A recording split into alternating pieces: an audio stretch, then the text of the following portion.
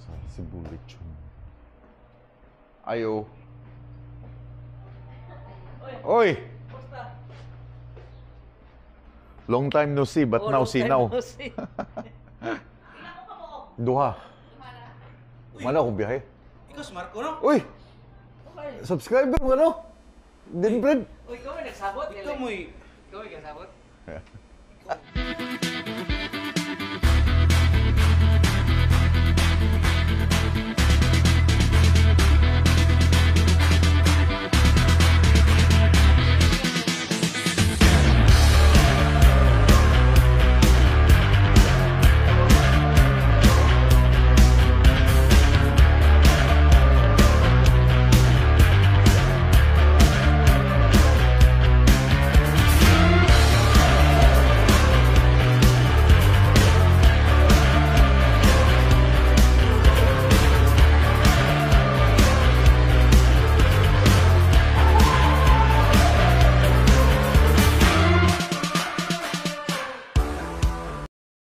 Okay.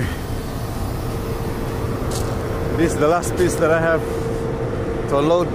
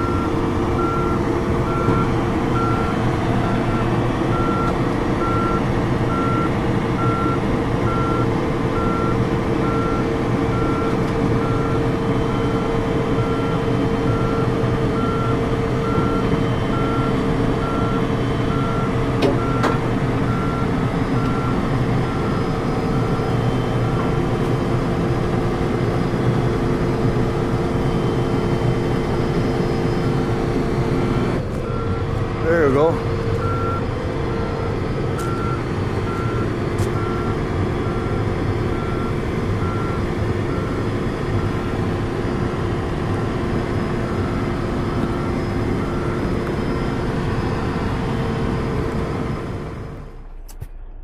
Hey guys. Hello mga choy, mga chay. Maayong buntag sa inyong tanan. Magandang araw sa inyong lahat. Last day, all done. Tapos na ako sa aking biyahe. Na-drop ko na yung aking trailer.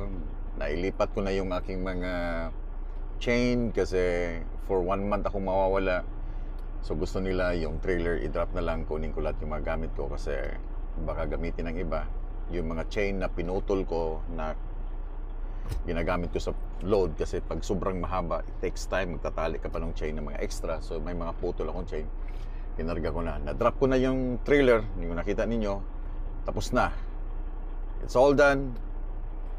Nakaligpit na yung aking mga labahin. Mga gamit, mga t-shirt.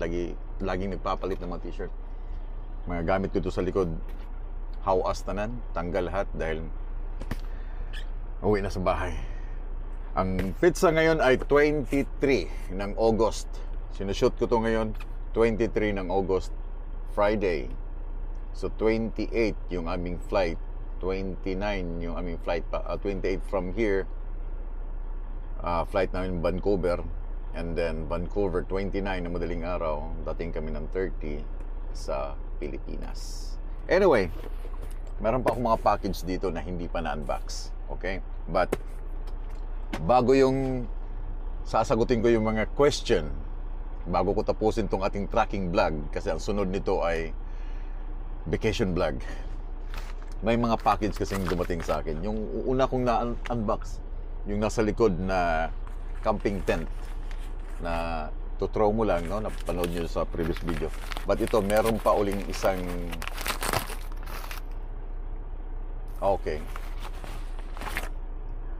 So, ito yung Tuso. True Wireless Stereo T6. So ito ay pwede sa music. Ito yung bagong labas nila ngayon. High stereo Ito yung Tuso T6 True Wireless Stereo, high stereo sound quality, and upgraded faster wireless charging, IPX8 waterproof, and super lightweight design. Merong nag-ano sa akin, nag-comment sa akin, I think yeah, she's from California, na hindi daw siya bibili ng mga Chinese o China product, no? Dahil nga doon sa ginagawa doon sa West Philippine Sea.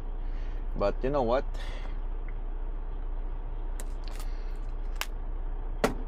Lahat ng ating mga ginagamit ngayon ay China. More on China. The cell phone is from China. Yung iPhone na ginagamit nyo, China. Yung mga laptop na ginagamit nyo, more on China. Nagdidepende tayo sa China. Yung aming mga ginagamit na tools, yung mga binder, all from China. So ito yun guys, ang Tuso wireless. Pwede din siya sa tawagan, but itatry ko siya kung clear ang kanyang nakausap ko sila before kung pwede siyang ano ba siya, yung noise cancelling kagaya ng mga ginagamit namin sa tracking. Meron kaming ginagamit itong may mga boom stick, no, na mic, boom mic tawag to. So dapat nakaganyan lang, di ba? Isa lang dapat siya. But this one is so big. Then meron pang mga ibang drivers na ginagamit na isa lang din para siyang call center. But this one,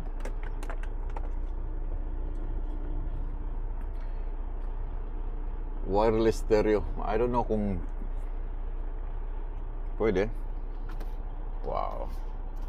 Napakaganda ng quality ng ano niya, oh. Nakatago pa talaga.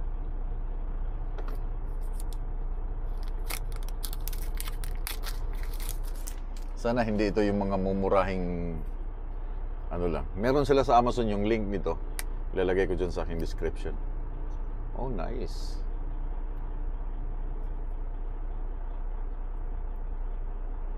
So ito yung kanan.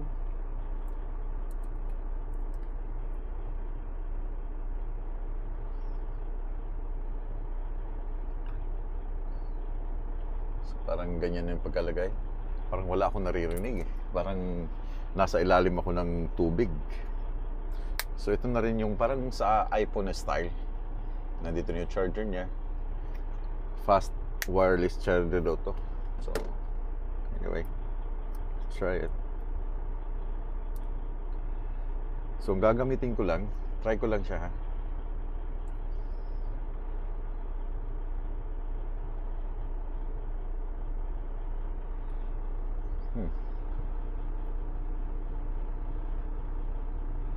Ano siya iyon? Ito pala yung left.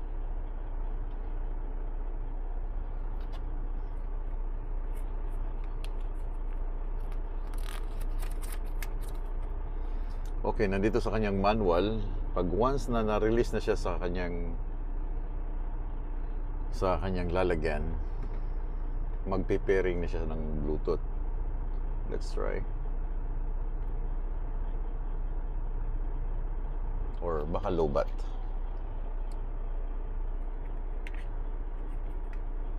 So ang kanyang charger ay Type-C. Baka low-bat nga.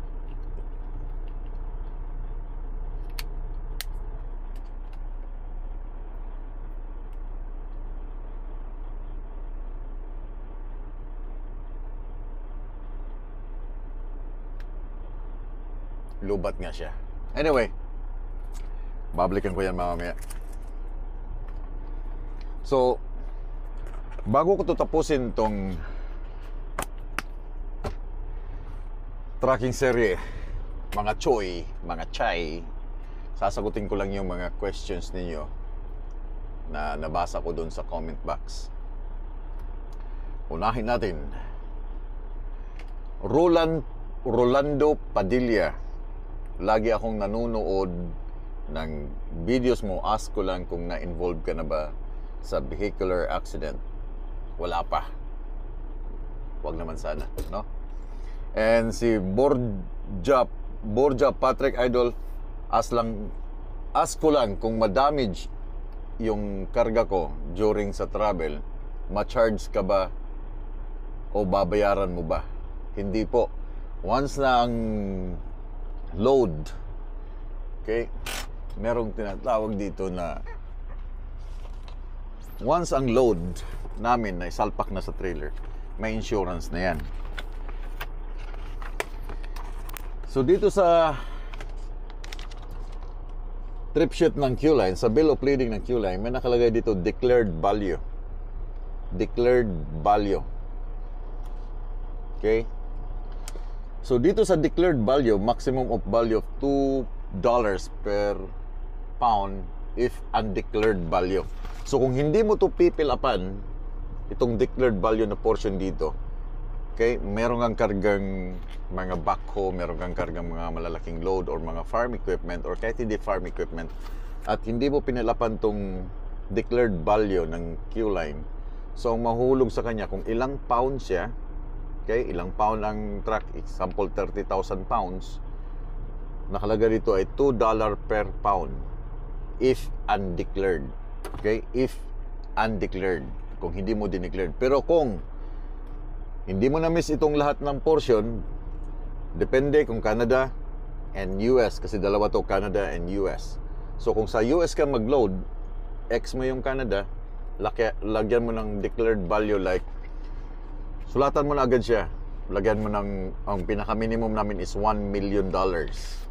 Sinulatan mo, di ba? Kasi hahanapin agad sa'yo yung pagka-aksidente, hanapin sa'yo yung bill of lading. So kung hindi siya na-declared, $2 per pound. Kung nilagyan mo siya, ang worth ng machine ay around $400,000 o $600,000, then dineclared mo siya ng 1 million, yung presyo niya talaga siguro ang babayaran, no?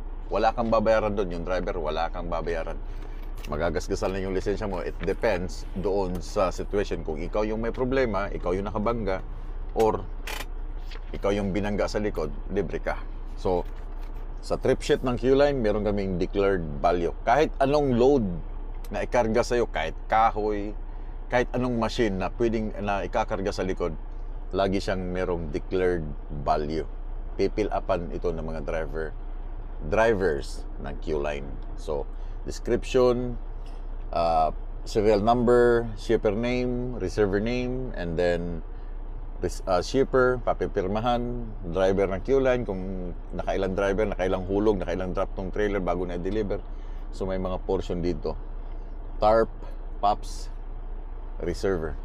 Yeah. So meron kaming tinatawag na declared value. So kailangan pipilapan mo yun. So driver, wala kang ma-aksidente man yung sasakyan or ma-roll over yung sasakyan, wala kang babayaran. Lahat yun, insurance. Kahit ikaw yung binangga, insurance ka pa rin, pero tataas yung premium mo, yung nakabangga, hindi yung ikaw. Ikaw, libre ka. So anyway, si Apo Maragtas, mahaba yung aking ano dun. Tanong ko lang, mga ilang encounter ka na po sa mga NPA nung nasa militar? Pass. Okay, wag na natin pag-usapan itong military. RX2 Trails, Boss Idol, I know nag-travel ka na ngayon sa Pinas. Have a safe flight sa inyo, and ingat-ingat kayo. Wala pa po.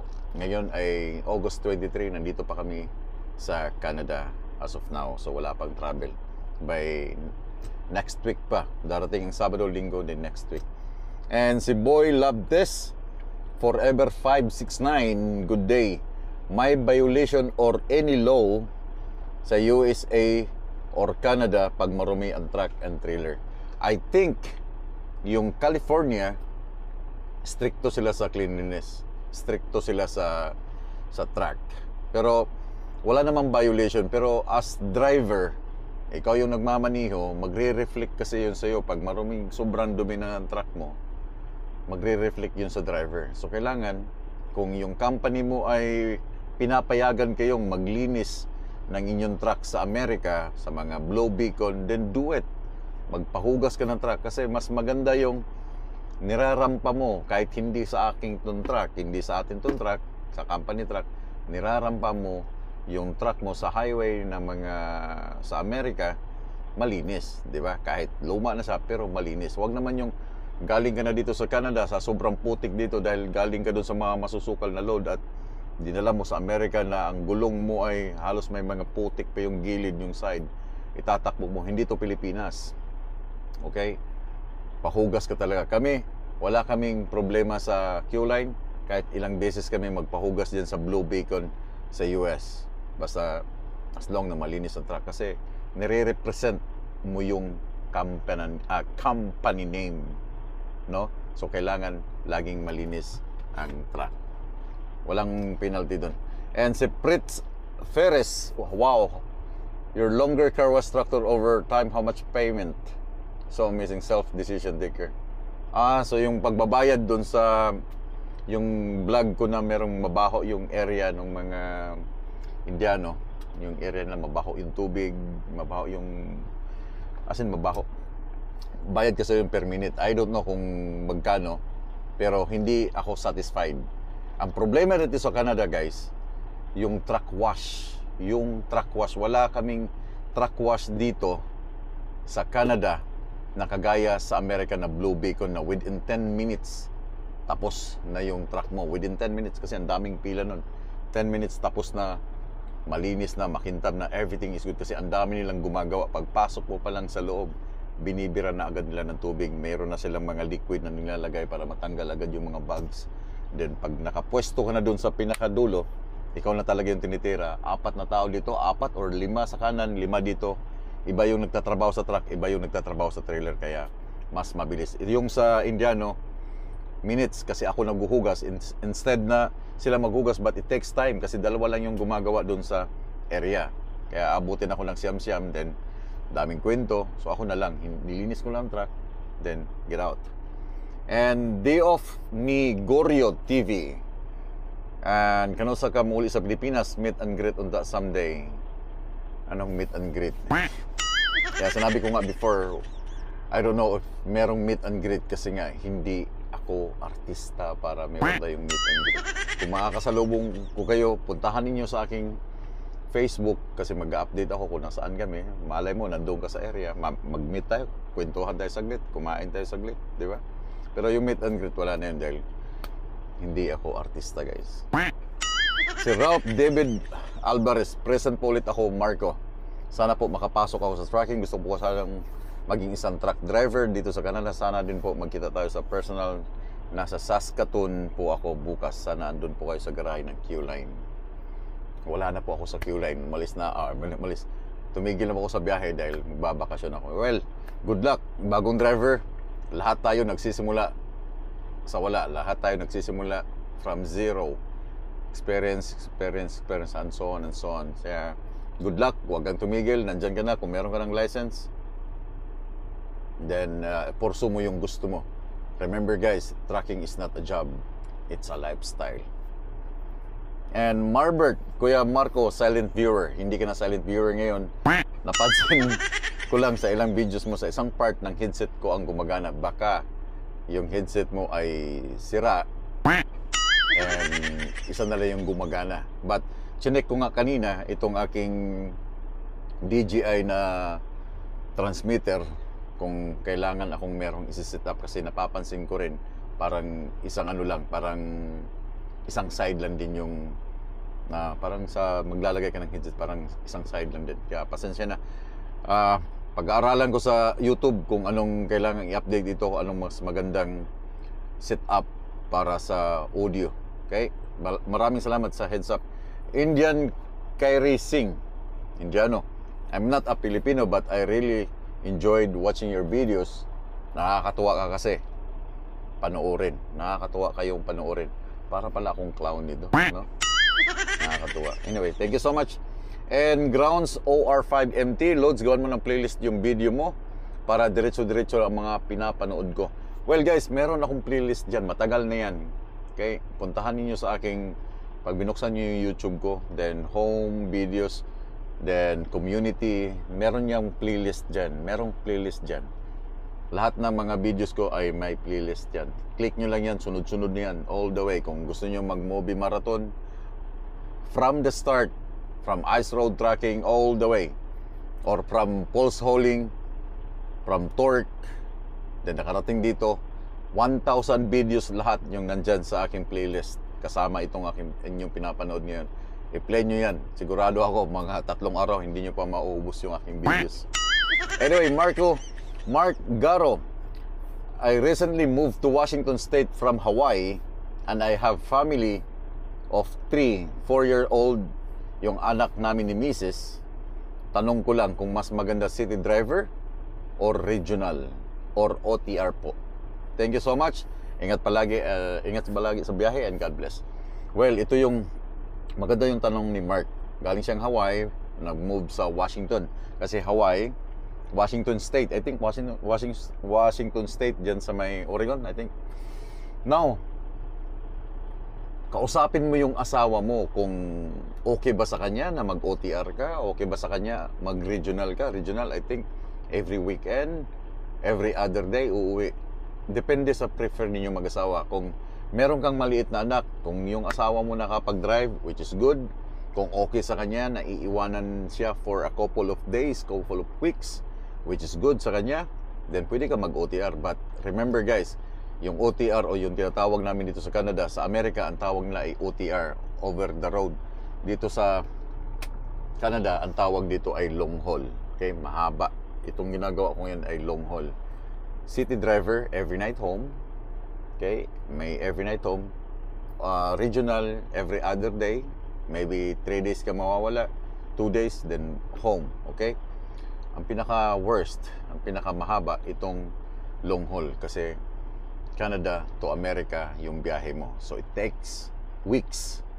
3 weeks, 2 weeks bago ka makakabalik. So pag-usapan ninyo mag-asawa kung anong pwede or anong mas maganda or anong bagay sa inyo sa inyong setup. Okay? As I said na trucking is not a job. It's a lifestyle. Kung i-adapt mo tong lifestyle ng trucking, okay, na may mga time na mahihiwalay ka, may mga time na hindi ka makakarating sa birthday ng anak mo, kung matatanggap mo yun, kung kaya mo yun, well, try it. Subukan mo mag-trucking. But pag-usapan yung mag-asawa, city driver, regional, or OTR. OTR is too long. Lalo pag meron kang 3-year-old na anak. And kausapin mo yung wife mo. Rico J. Flores, Kuya Marco, baka pwede ko nang bilhin ang tent mo. Mahilig ako sa camping. Oh, yep. Gagamitin namin yung tent. Sorry. Yung link niyan, mag-order ka na lang. Ilalagay ko dyan sa description yung link ng company. Magaganda yung tent nila. As in, 2 thumbs up ako sa tent. Maganda siya. Hindi mo na kailangan magkabit. Madali siyang buksan, madali siyang i-fold, madali siyang ibalik sa kanyang lalagyan. And si Altop 7202, good day Marco. Ito yung sinasabi ko. Sorry, anything made in China, I'm avoiding if I can to what they're doing in West Philippine Sea. I rather support made in Taiwan instead. Ingat-ingat ka, watching from California. Yeah. Sabi ko nga sa inyo, may mga taong ganun. Well, hindi natin masisisi sila kung gusto nilang, di ba, umiiwas sa China. But itong X4 na ginagamit ko na 360, made in China. Okay?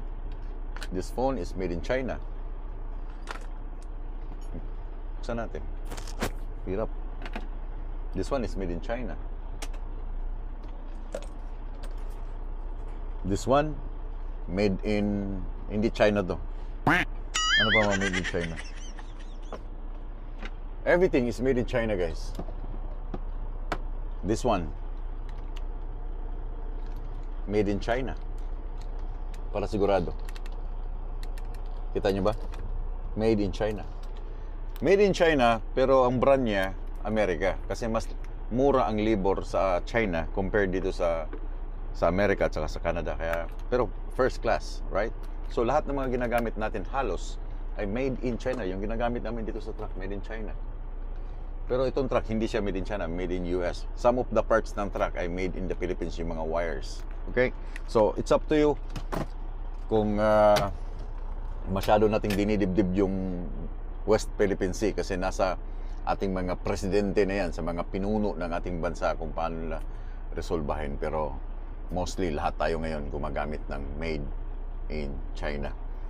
And tapos na to. Oh, nag-reply pa yung isang user. Evidently, he is not like you, kabayan. Unsubscribe. Ano magagawa ko? Alfredo Pentino. Boss Marco, ikaw ang idol ng Pinoy Trucker. Sana ingatan ka lagi ng Panginoon sa bawat mong biyahe. Isa rin akong trailer driver dito sa Pilipinas. Maraming salamat. Napakaganda ng ano niya. Sana ingatan ka lagi ng Panginoon. Thank you so much, Alfredo Pentino. Ikaw din, sana ingatan ka rin ang ating mga kababayan na mga OFW. Tayong lahat, sana ingatan tayo. Life is too short. Okay? Huwag tayong magpapaka-stress. Saglit lang tayo dito. Kaya gawin nyo ng gusto nyong gawin. Huwag lang kayong gumawa ng masama. But yung makakabuti, gawin nyo na dahil lilipas tayo dito. Madali lang tong ating ikot ng mundo dito. Kita nyo, August na ngayon. September na the next week. Patapos na uli ang 2024. Ano pang hinihintay ninyo? And Moroso, 1968. I cannot remember for how many times I helped guided newbies parking parking their trucks. Yes, been there once. I was a knob then. Keep it up, kabayan. Keep on trucking. This is about yung tinuruan ko yung babae na i-guide siya, umatras yung black na babae na Swift driver. Ito yung comment niya. Yeah, all the way.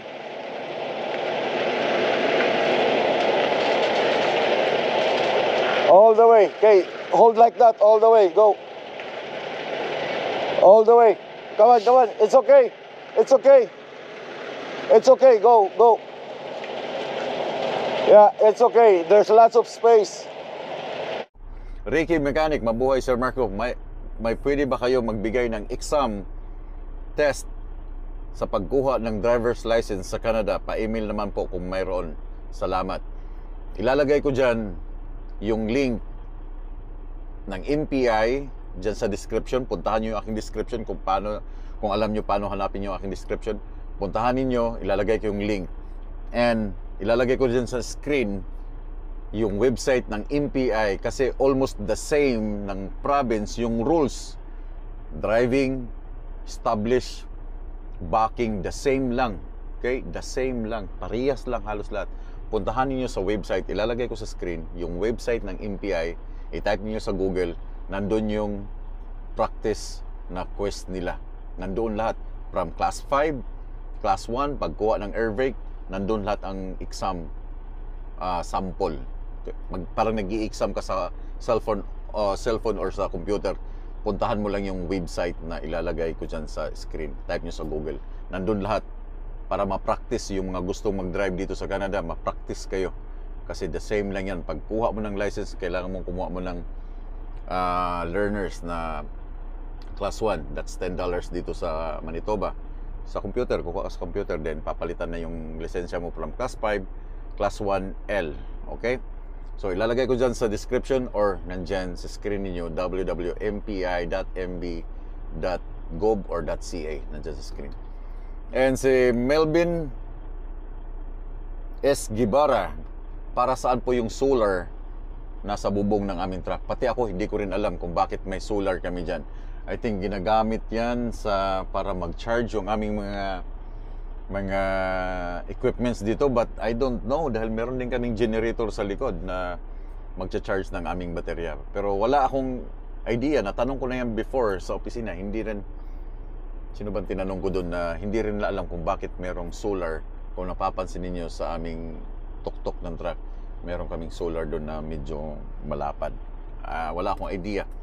Si Amy Gray, the only one, I hope you would listen speaking in dialect other than Tagalog.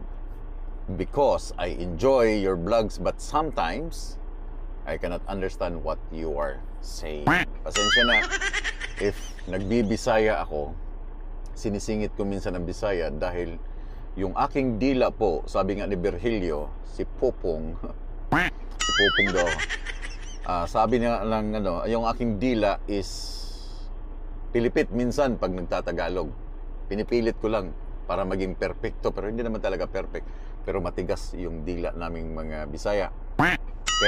Mas prefer namin magsalita ng aming lingwahe, ng aming Bisaya. Kaso lang, meron kayong mga nanonood ng mga Tagalog, may mga hindi nakakaintindi ng Bisaya, kaya pinipilit kong magsalita ng Tagalog. Pero kung ako lang like Chito ng sa Davao, chit-chat, Bisaya talaga sila. Kung ako lang talaga, mas prefer kung magsalita ng Bisaya kasi mas marami akong pwedeng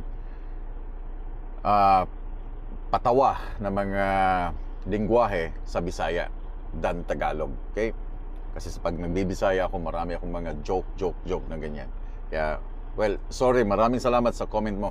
And Griggs Iscariot, Idol, may nakapagsabi na ba sa'yo na kamukha mo si Jay Manalo? Oh no. Ay, wala pa. I don't know. Hindi ko masagot to.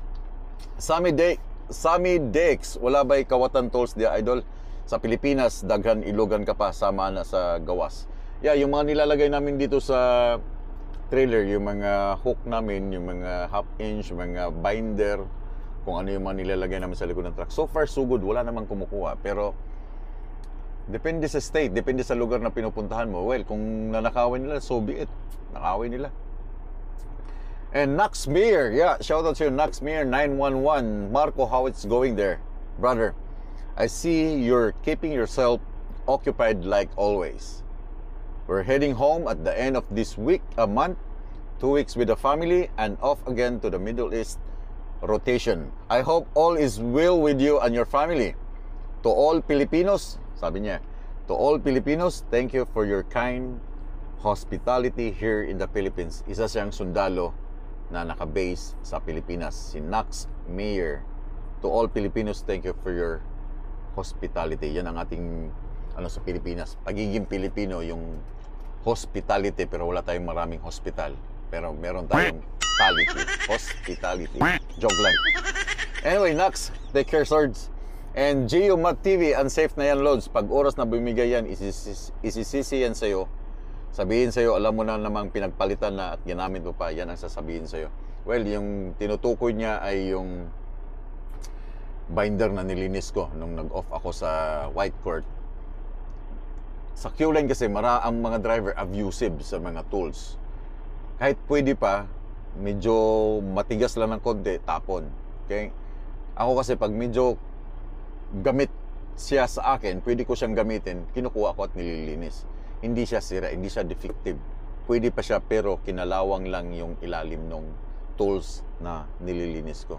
Kinalawang lang siya. So, malalaman mo na pag gamit mo na alam mong defective, pag higpit mo at na dumudulas na, then take it out. Alisin mo na. And si Borjak Patrick, ano to? Marco, ano? Okay. Si Borjak Patrick, Marco, ask ko lang, kung nakalib ka sa work like 2 weeks or more, naa ba mo'y gamit sa imong unit or sa laing driver? Okay. Ito yung kagandahan ni Q-Line kasi once na iniwanan ko tong truck sa yard, walang ibang gagamit nito. Wala yung saglit lang aking asawa. Hi! Hi there! Hi! Kain tayo. So, sige. Ano sabi ni Sigfred? Ayan, mamaya daw kung wala na siyang biyahe, pupunta siya dito. Ala, ay anong oras pa kami na lang kaya ni Harley Boy? Bakit? Anong oras ang off mo? 4:30. Di, hintayin ko lang si Denfred kung anong ni Denfred.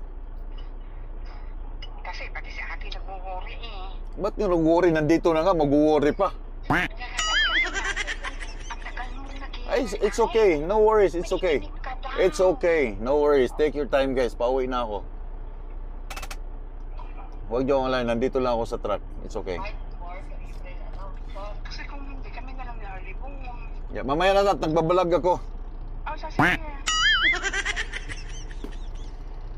So, sabi niya, kung nakalib daw ako ng 2 weeks or more, meron bang gagamit ng unit ko? Ito yung kagandahan sa Q-Line.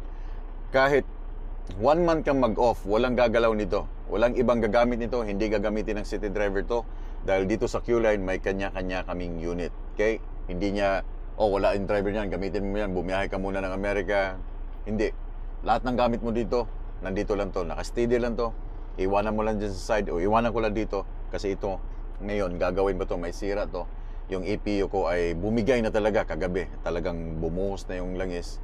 So kailangan lang ipagawa. And which is good dahil off na ako. Kailangan niyang pumasok doon at kailangan na talagang gawin. Kasi ginawan ko lang siya ng paraan para mag-survive yung aking EPU for the couple of weeks. Okay? So walang gagalaw sa aming truck dito pag iniwanan mo dahil ito yung naka-assign sa'yo. Nandito yung mga gamit mo. Hindi pwedeng pasukan lang yung ibang driver, lagyan ng aso. Hindi pwedeng ganun. Yun ang kagandahan sa Q-Line. And si Marlon Outdoors, Kuya, paano gumagana yung walkie-talkie mo sa radio phone sa mga nakakasabay mo sa daan? So, yung tatawag nilang, yung nandito sa aming radio, no?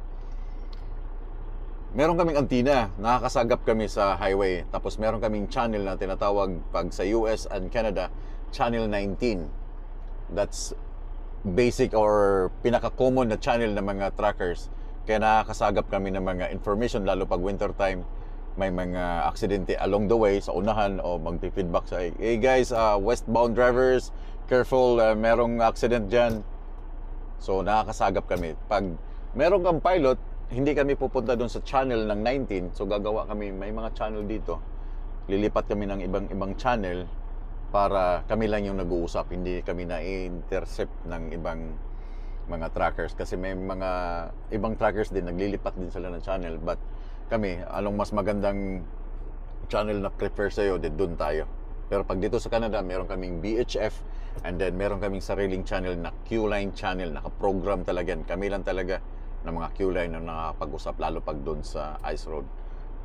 Iwanan namin sila, lipat kami ng channel, nag-uusap kami ng Tagalog kasi hindi ka pwede mag-Tagalog pag nandun ka lang sa Ice Road, no? Puro Ingles. Kaya dalawa to, merong BHF at saka merong Citizen Band Radio or tawag doon, parang ganun tawag nila. Ang BHF is very high frequency na radio. And okay, wala na. And that's it. Maraming salamat sa inyong mga sa inyong mga comments. And itong T6 True Wireless, isisingit ko na lang sa mga isang next videos ko. Okay? So tapos na ako dito. Hinihintay ko na lang either si Denfred, yung aking kaibigan, na pipick upin ako dito sa yard ng Q-Line Winkler para umuwi ng Winnipeg kasi may mga gamit ako. Hindi ko siya pwedeng dali ng truck dahil wala akong space doon sa Winnipeg para iwanan ng truck for couple of weeks, no? Baka itowing, pwede ka lang mag-iwan ng truck doon pag like 3 days, 4 days off, pwede. But iwanan mo siya ng mga 2 weeks, parang hindi ako komportable. So mas maganda kung iwanan ko siya dito sa yard, sa loob ng Winkler, then nalalak naman siya sa gabi, and then pag may sira o kung hindi man siya andar, nandito lang yung mekaniko namin para ayusin itong aming truck or pagganahin, no? Mas safe siya. Wala akong ibang iisipin na, oy anak, puntahan mo yung truck mo, start mo yung aking truck para mag-charge, mag-karga ng baterya. Walang ganon.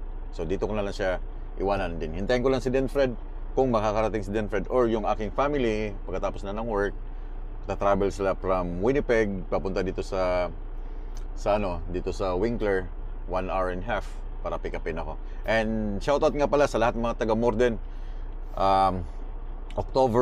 August 24, 23 ngayon, bukas Saturday ay Apple and Corn Festival. Gusto ko sanang pumunta.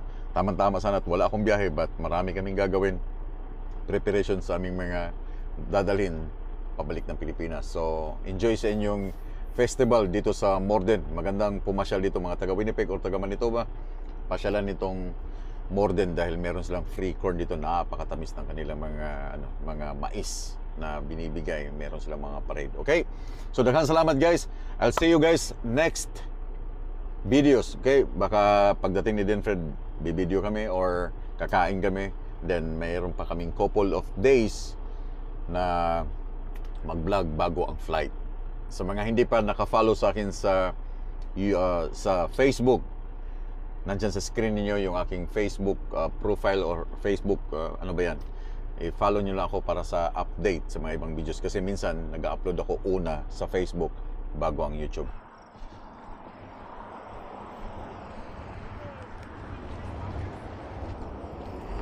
I got $10. I got $10. That's okay. No. Okay. Ano to? Sounds good. How much is on? Yeah. Oh, 10. 10. Oh. Yeah, they said they can take US dollars. Oh, I got $10 there. Oh, you have it? Yeah. Okay. The corn is good? Very sweet, very good. Good. Yeah, it's Oh, got a lot of oh compliments wow. on it, that's for sure. It is sweet. I like it too. It's very nice. What are you thinking about? Huh? What are you Because we thinking? came from Thompson, eh? We buy only sweet corn. You want a bag of this one as well? This one, how much? 35, and there's 52 cobs in there. Yeah, more than $35. that. There's 52, so that's like 4 dozen plus 4. Yeah, the fun is okay. And tomorrow is the celebration? Yep, at Morden, at Port Apple. Yep, we'll be here tomorrow as well. Yeah. Bring more people. Yeah, for sure. Yeah, from Winnipeg. Yeah. Thank you. Have a good Yeah. day.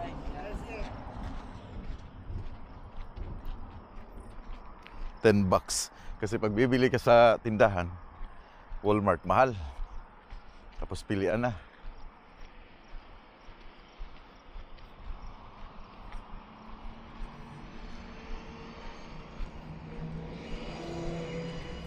Diyan na ba o doon sa likod? Diyan na lang? Puno ng likod?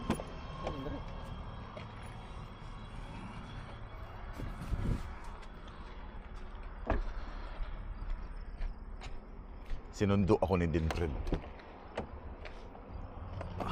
Crazy ka buok. Ako. $10.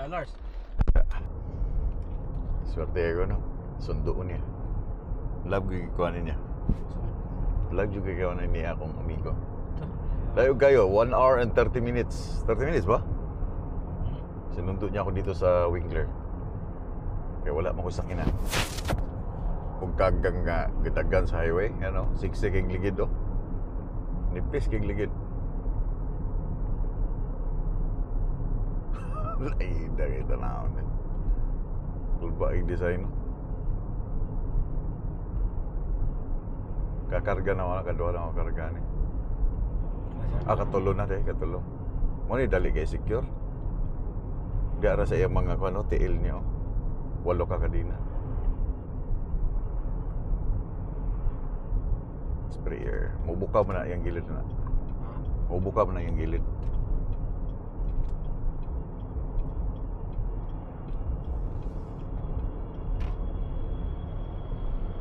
Sobrang dagan dayo. Ito siya.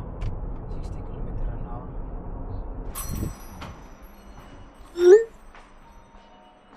Sabi ko na sa Cebu Lechon. Ayo. Oy! Long time no see, but now see now. Duha. Ay. Gisundo ko sa akong kauban kay Ikaw to nanawag, kuya? Yeah. Ay, Kuya Frances. Francis? Francis ba? Marco. Francis malagi ko. Si Wala Francis. kita sa iyang mga vlog. Frances malagi. Adili, surot ikaw. Dili ako eh. Wala kay biyahe. Di, umano akong biyahe. Ikaw si Marco, no? Uy! Subscriber mo ano?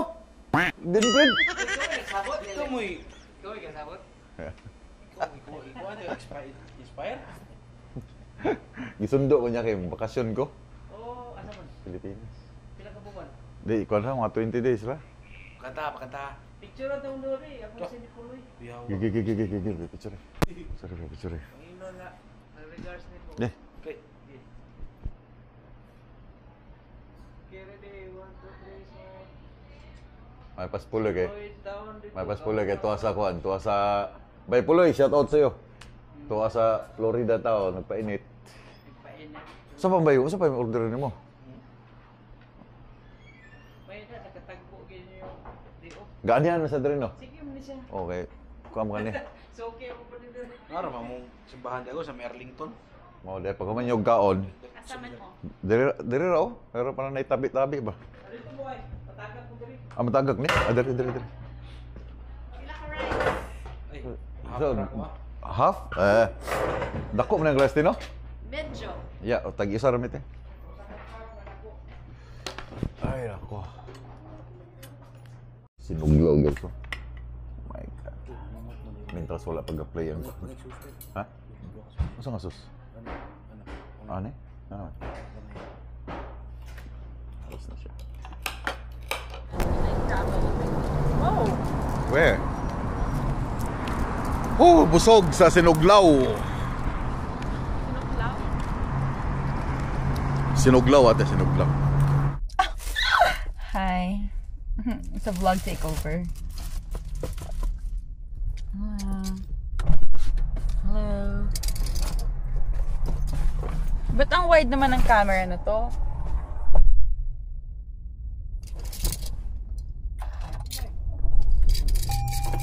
I picked up my father.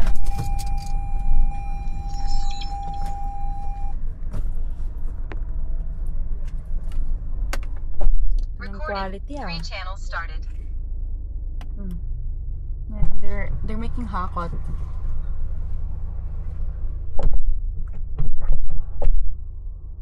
Yeah. They're going to the Philippines soon and they're leaving me alone. But it's okay because I went na nung June. This camera is so nice.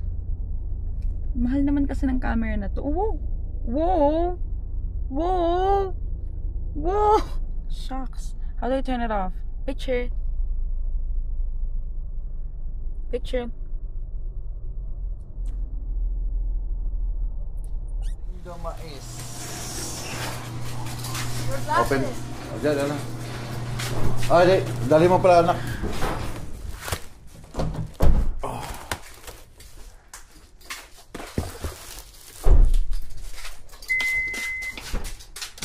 Wala ka namang nilagay dito eh.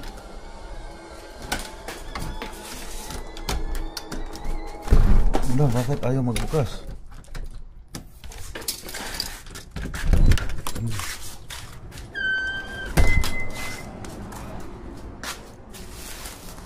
I'm here. Nasa bahay. Woo! Hi! Nice to be home. Yeah. Good. Are you broken? Anak, huwag mo. Gagawin. Hindi pa tuyo. Pagkain saka yung mais. Nag-modern ka na agad. Here. Hindi, nabaan kami dun eh. Where's my little boy? There. Oh, you're hiding, bro! Hi. Hi, Wa. Can we go tomorrow to Current Festival? Yeah, are you gonna go? Wa, kiss me! Pa, Oh. I played Minecraft earlier at Blackboard. I played Minecraft earlier. Say hi to them! Hi. Oh, guys, I'm home, so Pa. until next time. I played, Yeah.